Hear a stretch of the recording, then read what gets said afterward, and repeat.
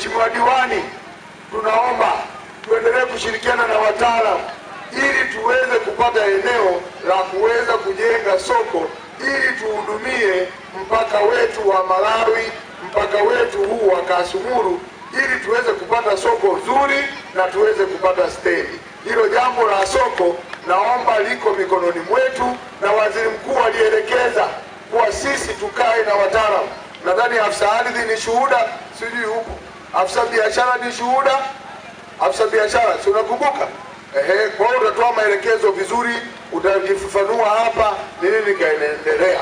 Lakini ndugu zangu wana Njisi, kuna barabara amesema Mheshimiwa Diwani, mimi kupitia kampuni yangu ya Basai, jambo moja wapo nilolifanya, barabara hii mnaiona nililima, wafanyabiashara wa eneo hili wote mnajua, si ndivyo jamani? Kwa hiyo barabara za vumbi naomba mtaendelea kushirikiana na TARURA ili tuendelee kutengeneza kama nilivyoahidi kwenye kampeni zangu.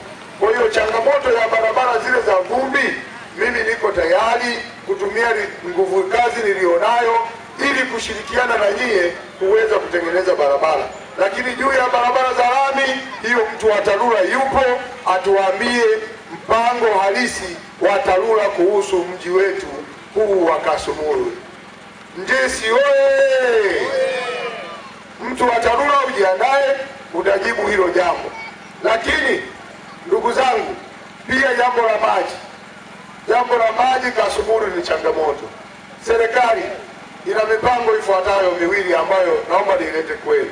La kwanza ni mradi wa Ngana Group. Kama utakamilika ule mradi, utaweza kutuokoa kilio chetu cha maji ndani ya Njisi. Lakini kwa kuwa mtaalamu yupo, ataendelea kufafanua. Lakini cha pili ni juu ya mradi mmoja ule wa Mbambo. Lakini cha tatu, kupitia ilani ya Chama cha Mapinduzi imeelekeza kuwa sasa inaenda kuanzisha mpango wa kutoa maji Ziwa Nyasa, na mtu wa RUWASA atatuambia kuwa wapo hatua gani juu ya kutoa maji Ziwa Nyasa ili yaweze kutusaidia ndani ya eneo hili la Njisi. Lakini pia Njisi hapa tunafahamu kuwa tuna mzunguko mkubwa wa biashara. Tumeomba taa kwa ajili ya eneo hili la Njisi ili angalau tunapokaribia huu mpaka, basi zile zilizopo zisogee kidogo nyuma ili tuwe na taa eneo hili tuweze kufanya biashara mpaka wakati wa usiku. Hilo tumeliomba na tunasubiri serikali iweze kutujibu ili tuweze kujua kama tutapata hizo taa. Lakini meneja TANROADS juzi alikuwepo huku, ameniahidi kuwa atajitahidi kwa kadri inavyowezekana ili tuweze kupata taa. Njisi oye!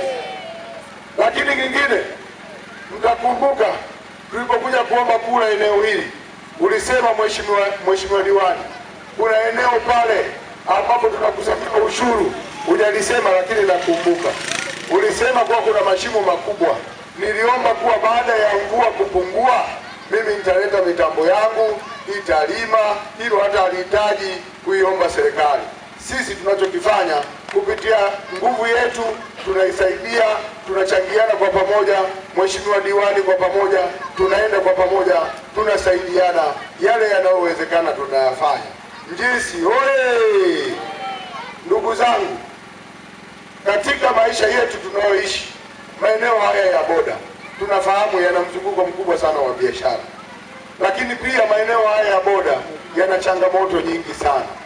Mimi niwaombe, kwa sababu leo ni mkutano wangu wa kwanza, mimi nisiwe msemaji, nyie ndio muwe wasemaji, kwa sababu tunaenda kuandaa mpango kazi wa mwaka 26-27 kupitia bajeti ya serikali. Kwa hiyo niwaombe wazazi wangu, ndugu zangu, vijana, tuamke tuzungumze kero yetu kubwa. Lakini vijana kupitia bodaboda tumekaa na viongozi wenu, tunasema tutaandaa semina na kozi kwa ajili ya utaratibu ili mjifunze mpate leseni. Na tayari tumekaa na viongozi wenu wa bodaboda na mbunge wenu, nimedhamini bodaboda 100 na Njisi huku viongozi baadhi watapata hizo nafasi ili wakasome, waendeshe pikipiki wakiwa na leseni. Lakini pia kupitia leseni hizo zitawasaidia wapate mikopo ya halmashauri. Nafahamu akina mama wengi wamepata changamoto ya vikundi. Mheshimiwa Diwani, kuna mama mmoja juzi amekuja pale ofisini kwangu, anaomba apatiwe tu fedha ya usajili wa vikundi.